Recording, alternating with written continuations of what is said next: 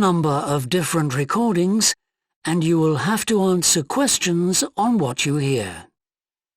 There will be time for you to read the instructions and questions, and you will have a chance to check your work. All the recordings will be played once only. The test is in 4 sections.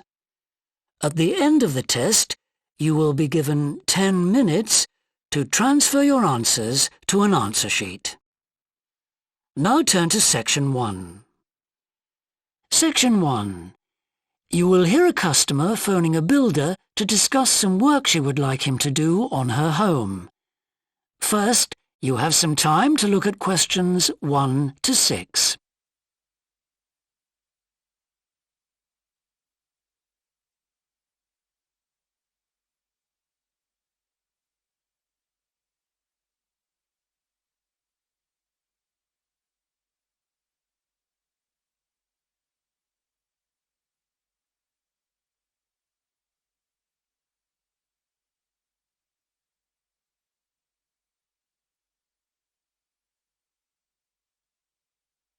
You will see that there is an example that has been done for you. On this occasion only, the conversation relating to this will be played first. Thorndike's? Good morning. Is that Mr. Thorndike? Speaking. How can I help? I've got quite a few things which need painting and fixing in the flat, and I wonder whether you'd be able to do the work. I'm sure I'd be able to help, but let me take down a few details. Yes, of course. Well, firstly, how did you hear about us? It was my friend May Hampton. The customer heard of the builder from her friend, so friend has been written in the space. Now we shall begin. You should answer the questions as you listen, because you will not hear the recording a second time. Listen carefully and answer questions 1 to 6. Thorndike's? Good morning. Is that Mr. Thorndike? Speaking. How can I help? I've got quite a few things which need painting and fixing in the flat, and I wonder whether you'd be able to do the work. I'm sure I'd be able to help, but let me take down a few details. Yes, of course. Well, firstly, how did you hear about us? It was my friend May Hampton. You did some excellent work for her a couple of years ago. Do you remember? Oh, yes. That was in West Park Flats. Lovely lady. Yes, she is. And what's your name, please? It's Edith Pargeter. Edith. Can you spell your surname, please? It's P-A-R-G-E-T-T-E-R. Double T, right. And do you live in West Park Flats as well? No, actually, it's East Park, flat 4. Oh, right. That's over the road, I seem to remember. Quite difficult to get to. Yes, it's at the back of the library. Right, I know. And what's your phone number? 875-934, but I'm out a great deal in the afternoons and evenings. So would the best time to ring you be in the morning? Yes. Fine, I've made a note of that. Can I just ask, I'll be in a van and I know parking's rather difficult around your flat. Where would you recommend? Well, I always tell people in larger vehicles to park by the post box on the other side of the road from the entrance. Good, thanks. And will you be able to give me a full itemised quote? Oh, yes, I'll list all the jobs separately with individual prices. That'd be a great help. No problem. Before you hear the rest of the conversation, you have some time to look at questions 7 to 10.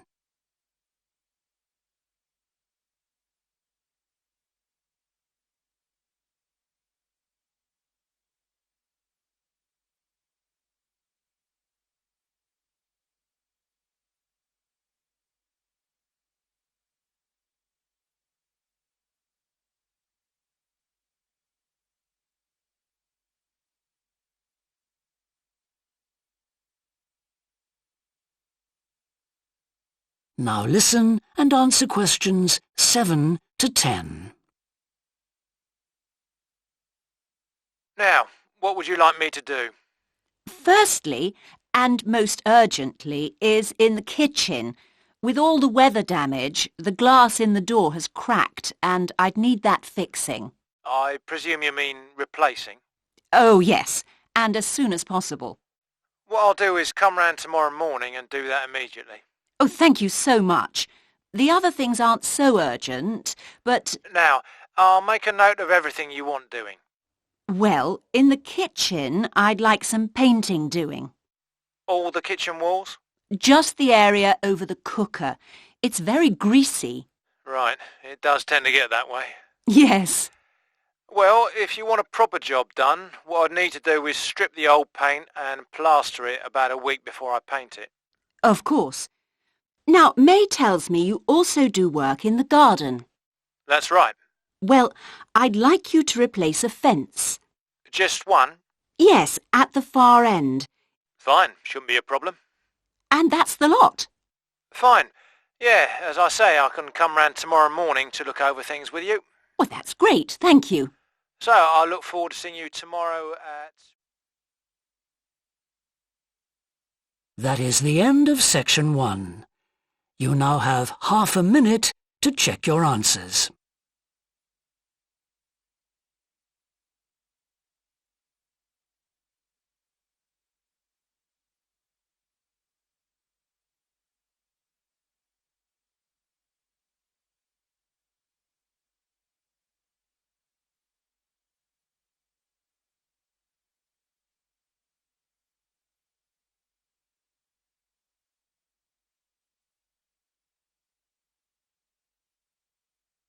Now turn to section 2.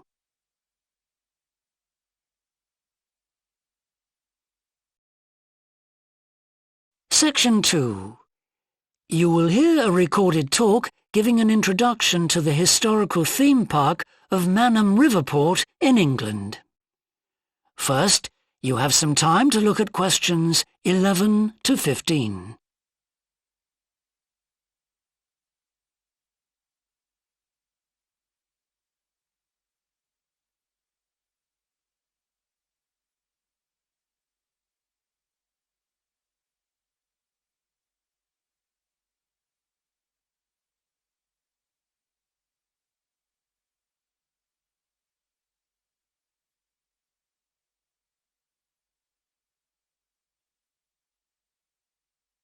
Now listen carefully and answer questions 11 to 15.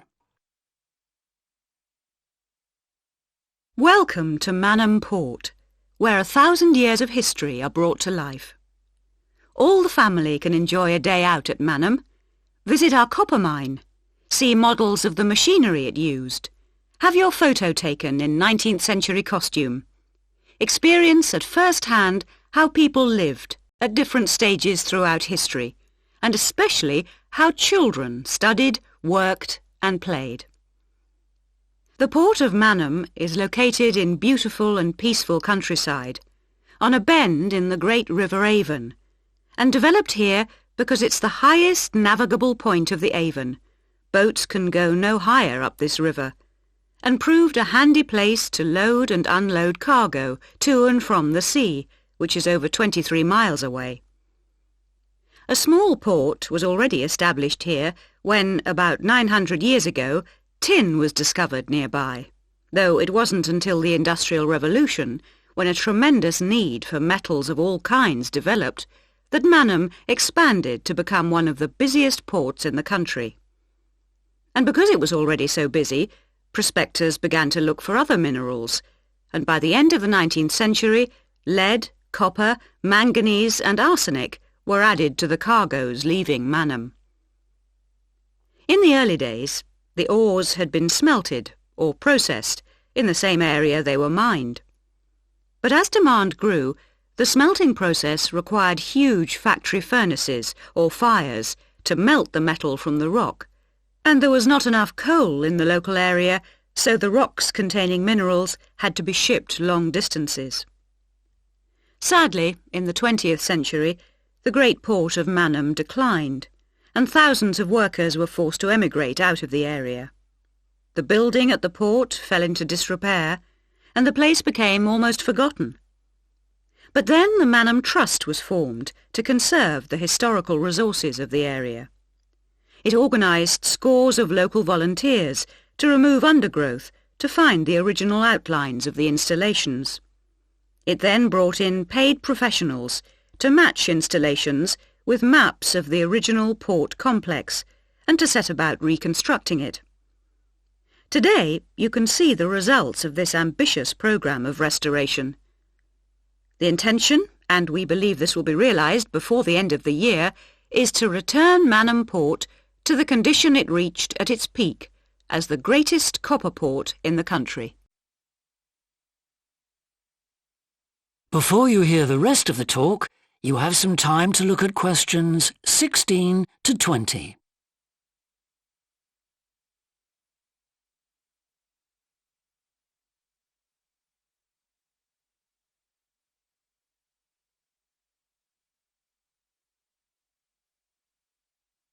Now listen and answer questions 16 to 20. But what can you do and see on your visit today? Here are just a few highlights. We suggest you start with the visit to the copper mine.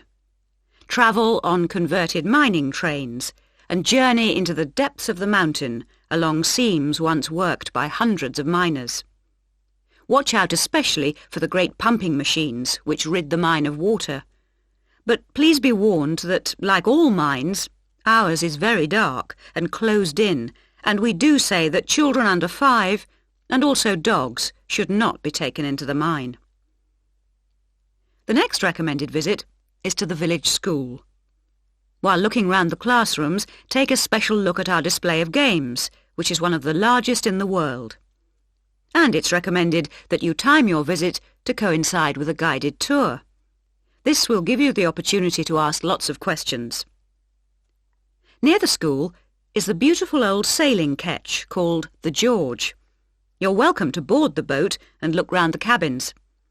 Look out for the ship's wheel, which was missing until only 5 years ago when it was dredged out of the silt by a local fisherman.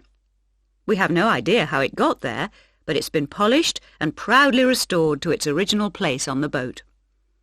Please take care going down the ladders if you wish to visit the lower deck. We don't recommend you allow young children to use them. So we hope you have a memorable visit to Manham Port, and will tell your friends all about us. That is the end of section 2. You now have half a minute to check your answers.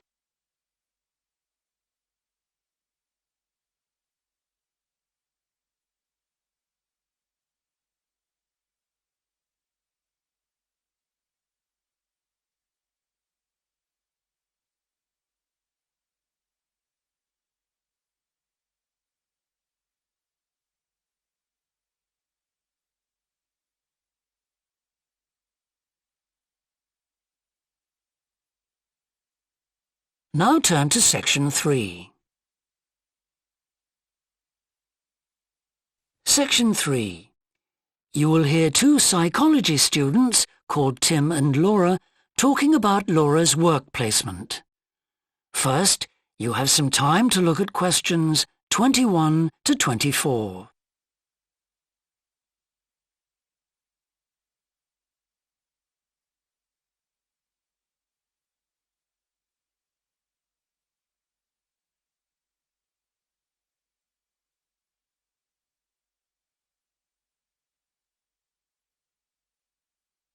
Now listen carefully and answer questions 21 to 24. Hi, Laura. Could you spare a few minutes to talk about the work placement you did last summer? I'm thinking of doing one myself. Hi, Tim. Sure. Didn't you do yours at an environmental services company? That's right. It's only a very small company, and they needed someone to produce a company brochure.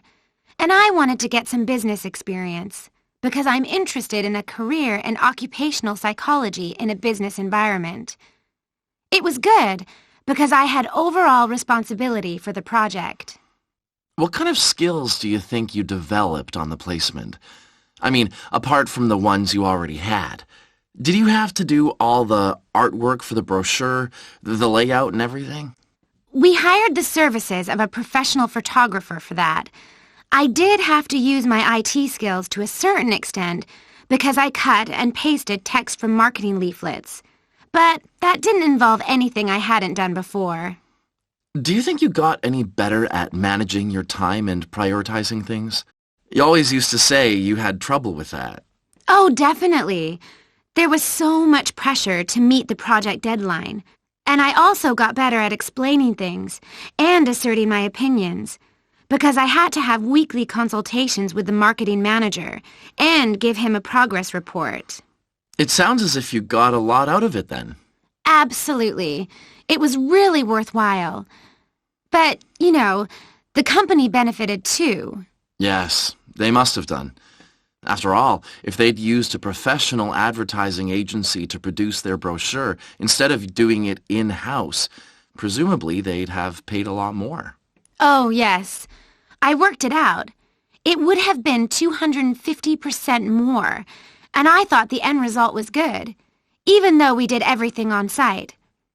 The company has quite a powerful computer, and I managed to borrow some scanning software from the university. The new brochure looks really professional. It enhances the image of the company straight away. So, in the long run, it should help them to attract clients and improve their sales figures? That's the idea, yeah. Before you hear the rest of the discussion, you have some time to look at questions 25 to 30.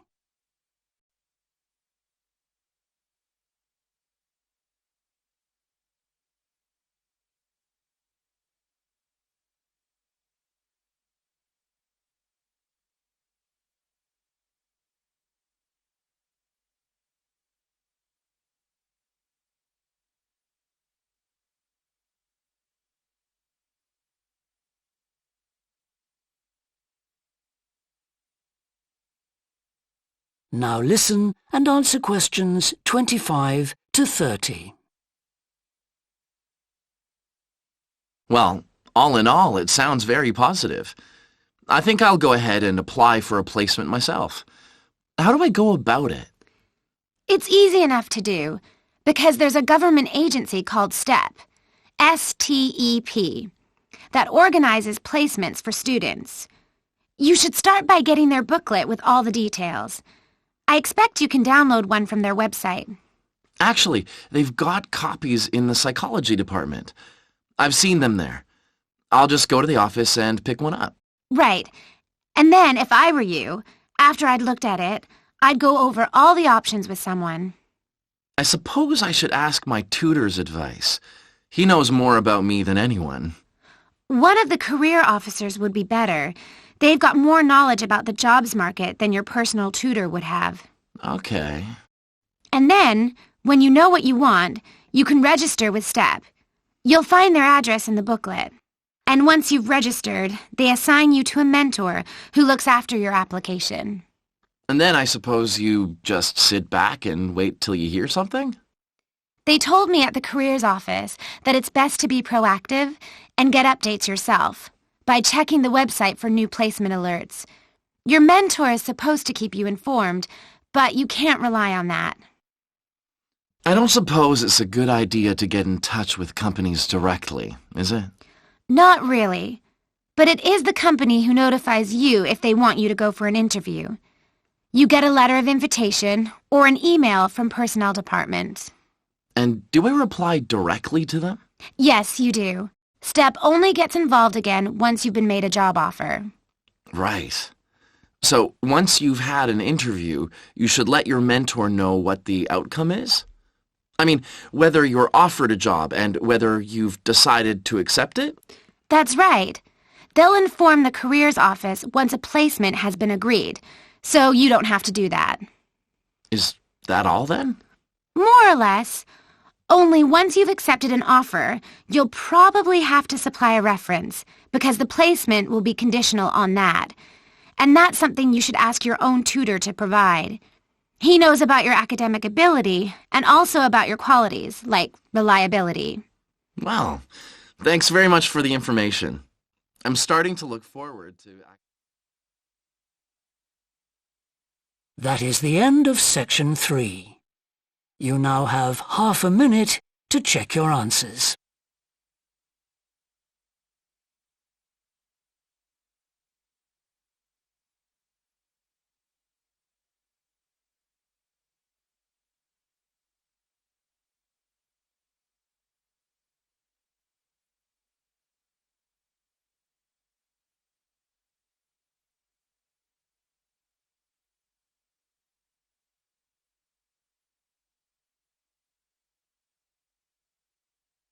Now turn to section 4. Section 4. You will hear a woman talking to a group of first-year science undergraduates about the developing science of nanotechnology. First, you have some time to look at questions 31 to 40.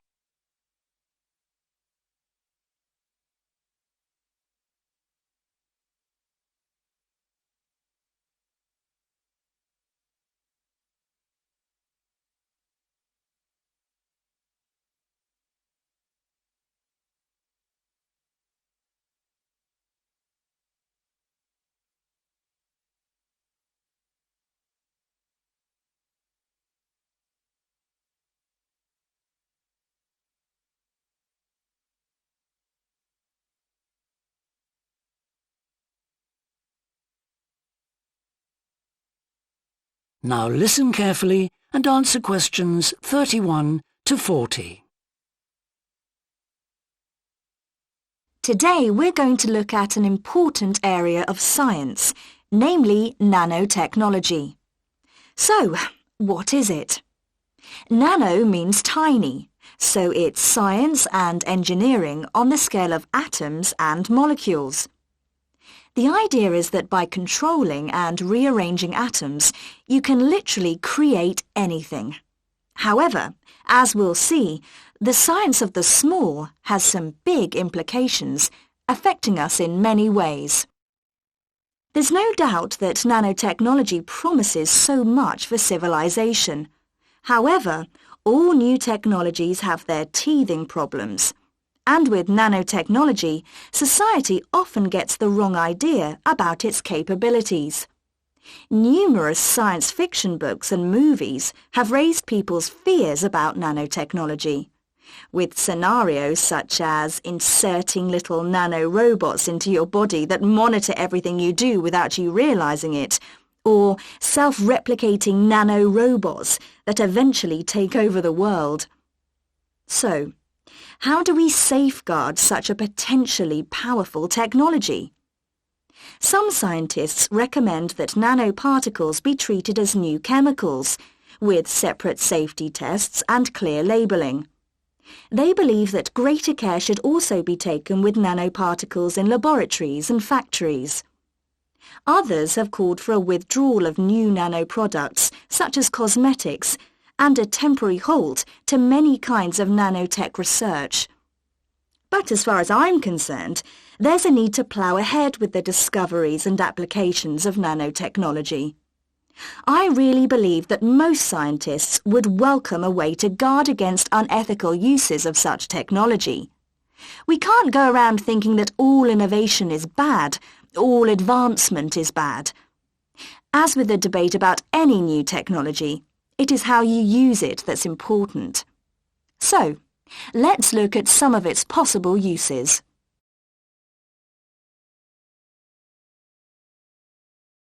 Thanks to nanotechnology, there could be a major breakthrough in the field of transportation, with the production of more durable metals. These could be virtually unbreakable, lighter, and much more pliable, leading to planes that are 50 times lighter than at present. Those same improved capabilities will dramatically reduce the cost of travelling into space, making it more accessible to ordinary people and opening up a totally new holiday destination. In terms of technology, the computer industry will be able to shrink computer parts down to minute sizes. We need nanotechnology in order to create a new generation of computers that will work even faster and will have 1,000,000 times more memory, but will be about the size of a sugar cube. Nanotechnology could also revolutionize the way that we generate power. The cost of solar cells will be drastically reduced, so harnessing this energy will be far more economical than at present. But nanotechnology has much wider applications than this and could have an enormous impact on our environment. For instance, tiny airborne nanorobots could be programmed to actually rebuild the ozone layer, which could lessen the impact of global warming on our planet. That's a pretty amazing thought, isn't it? On a more local scale, this new technology could help with the cleanup of environmental disasters, as nanotechnology will allow us to remove oil and other contaminants from the water far more effectively. And if nanotechnology progresses as expected, as a sort of building block set of about 90 atoms, then you could build anything you wanted from the bottom up. In terms of production, this means that you only use what you need, and so there wouldn't be any waste. The notion that you could create anything at all has major implications for our health. It means that we'll eventually be able to replicate anything. This would have a phenomenal effect on our society. In time, it could even lead to the eradication of famine through the introduction of machines that produce food to feed the hungry. But it's in the area of medicine that nanotechnology may have its biggest impact. How we detect disease will change as tiny biosensors are developed to analyze tests in minutes rather than days. There's even speculation nanorobots could be used to slow the aging process, lengthening life expectancy. As you can see, I'm very excited by the implications that could be available to us in the next few decades. Just how long it'll take, I honestly don't know. That is the end of section 4. You now have half a minute to check your answers.